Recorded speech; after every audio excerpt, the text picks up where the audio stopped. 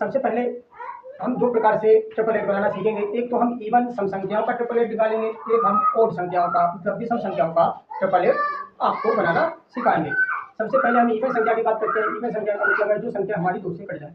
अब दो से कौन सी संख्या कटेगी? 4। अगर 4 का आपको क्या करना है? हमेशा 4 का आपको स्क्वायर करना है।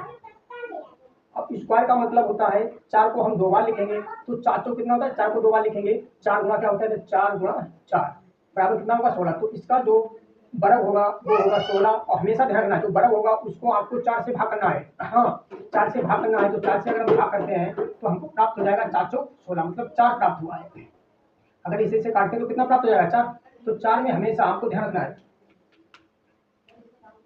4 में आपको 1 जोड़ देना है तो आपको 5 प्राप्त हो जाएगा, और 4 में आपको 1 घटा देना है तो आपको 3 प्राप्त हो जाएगा। तो 4 का ट्रिपल एट होगा वो 4, 3, 4 और 5 हो जाएगा। अब इसी प्रकार से हम दूसरा ट्रिपल एट देखते हैं। सम संख्या कौन सी होगी? दूसरी 6। अगर मैं 6 का स्क्वायर करता हूं तो प्राप्त हो जाएगा 36। 4 से भाग करना है, 4 × 36 बराबर जो प्राप्त होगा वो 9 होगा। अब आपको क्या करना है? 9 में 1 जोड़ना है और 1 घटाना है। 9 1 10, 1 घटा देते हैं तो 8। तो दूसरा ट्रिपल एट बनेगा 6, 8, 10।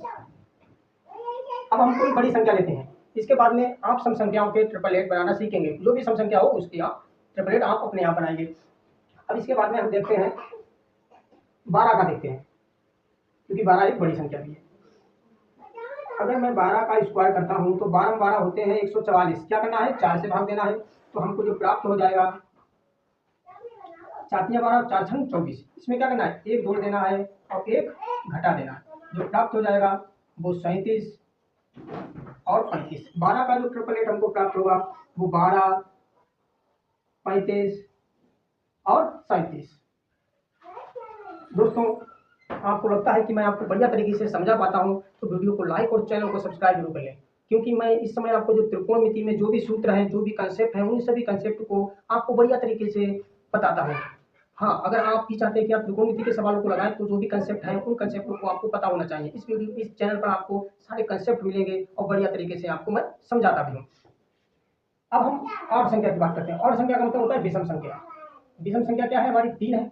अगर 3 का स्क्वायर करते हैं, 3 का स्क्वायर करेंगे तो हमको 9 प्राप्त हो जाएगा। यहाँ पर हम कितने से भाग कर रहे थे? 4 से। अब हम करेंगे 2 से भाग।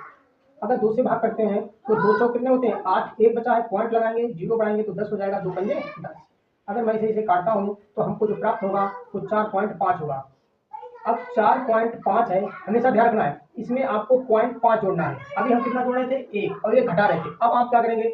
जो भी आएगा भाग लेकर उसमें आप 0.5 जोड़ेंगे और 0.5 आप घटाएंगे तो जो हमको यहाँ प्राप्त हो जाएगा वो 5, और यहाँ पर जो प्राप्त होगा वो 4 प्राप्त होगा।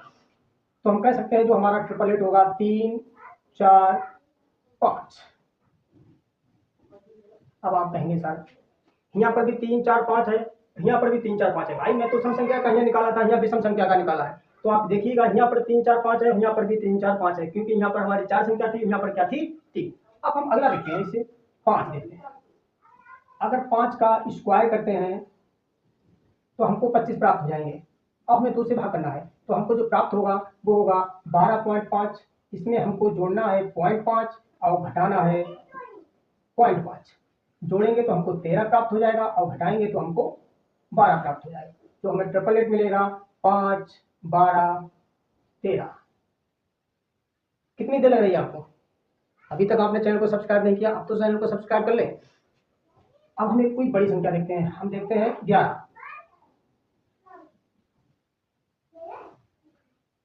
11 11 होते हैं 121। अगर 2 से भाग करते हैं तो हमको जो प्राप्त होगा 2 छंग 12, 0 उतारेंगे, पॉइंट लगाएंगे, 2 पंजे 10। हमें क्या करना है?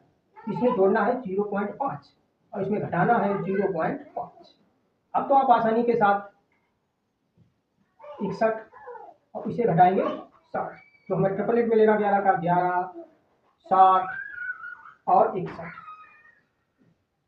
दोस्तों, इसी प्रकार से आप जिस भी संख्या का ट्रिपल एट निकालना चाहते हैं, चाहे वो विषम संख्या हो चाहे वो सम संख्या हो, अब हम आशा करते हैं कि आप कोई भी ट्रिपल एट हो उस ट्रिपल एट को आप आसानी के साथ निकाल सकते हैं, क्योंकि मैंने आपको तरीका ही इतना बढ़िया बताया है।